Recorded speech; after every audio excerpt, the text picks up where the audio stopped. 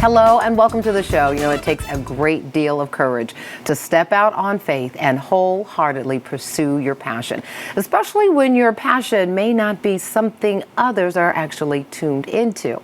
Ragan Whiteside left her career in corporate America to tune into her talents as a flutist, a composer, and a songwriter. She is a 2023 NAACP Image Award nominee and a 4-time nominee for the Smooth Jazz Network's Best Artist Award. I am honored to welcome Ragan to the show. Hello. Hi. Thank you so much for having me. So nice to have you. Big fan of yours. Have listened to you for quite some time, and so I was really excited to know we were going to have you on the show. Oh, thank you. Let's talk about corporate Ragan Whiteside first. What was corporate Ragan Whiteside doing? You know, I was a software engineering manager. Yeah, I was in IT for a long time, and I got into it almost by accident.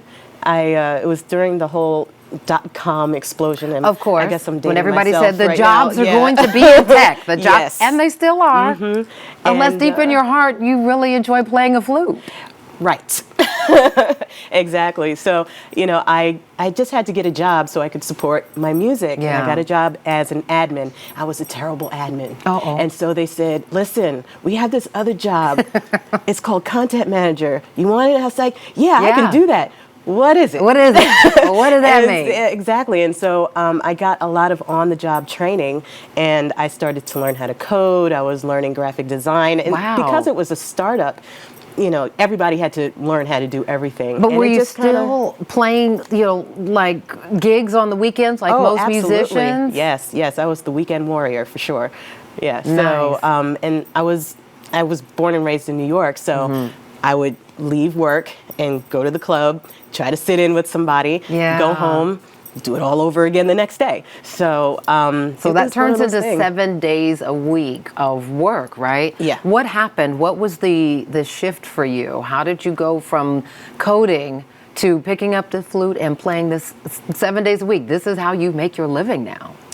It was a huge leap of faith. You know, it was something I had been planning for many, many, many years. Okay. And finally, I had saved up enough money to say, okay, I have enough money to last me X amount of months. Right. You know, I can pay all the bills. Yeah, I can make this happen. And now. I feel like that might be the first teachable moment for our viewers who are watching, who are like, there's something else I want to do. But first, it's just getting prepared, right? It's Sounds a lot like of you prep. sort of mapped out a plan. Yeah, you have to, because I mean, especially when I've got 2 kids, got a mortgage, you know, and you can't just up and go, you know. It's one of those things where you better plan.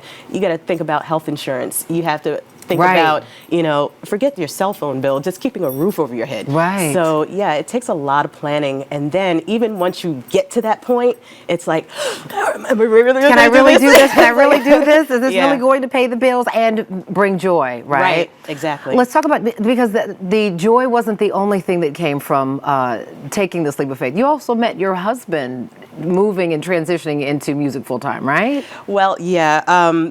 When I graduated from college, I was doing classical music at the time, and but I had realized I didn't want to do classical music anymore. Okay. So here I was with this so useful classical music performance degree and didn't want to play classical music. Right. So I went to this little club in New York called the August Blue Light, and Bob Baldwin and Marion Meadows were playing, and I was sitting right down front, and I said, oh my God, this is it, this is what I want to do. And so I went up to Bob and said, you know, I want to make the transition from classical to jazz. What advice do you have for me? And we ended up talking for like a good 45 minutes.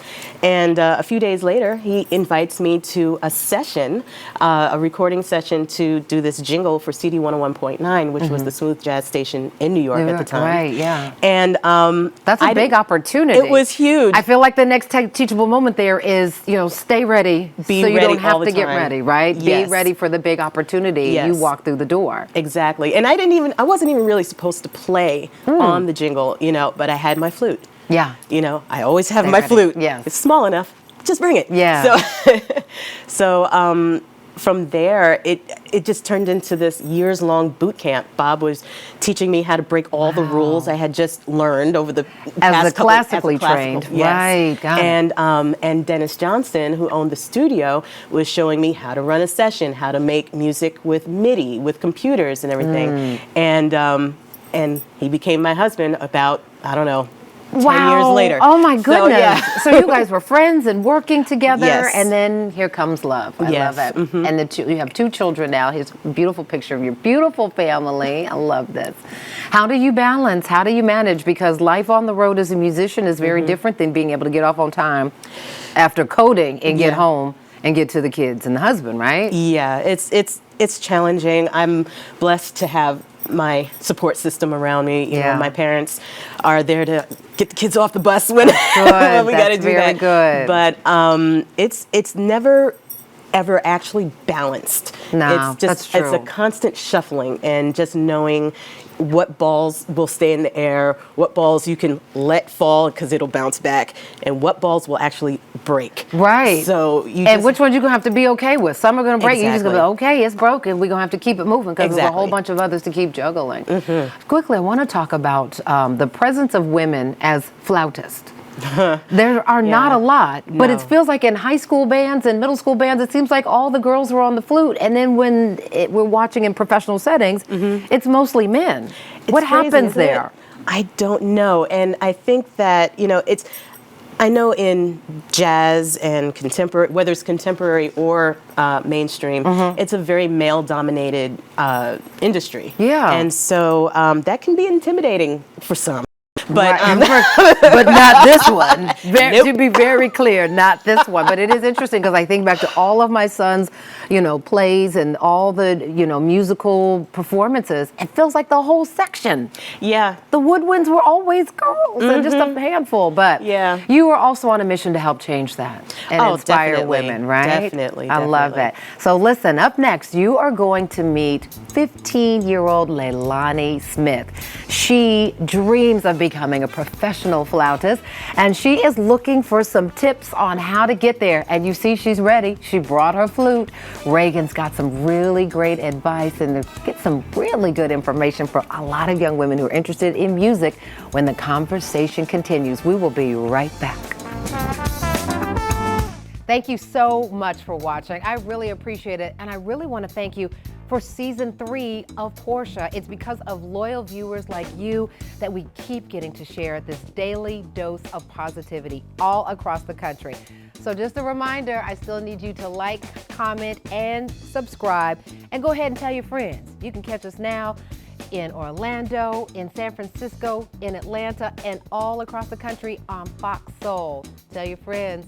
We'll see you soon on Portia.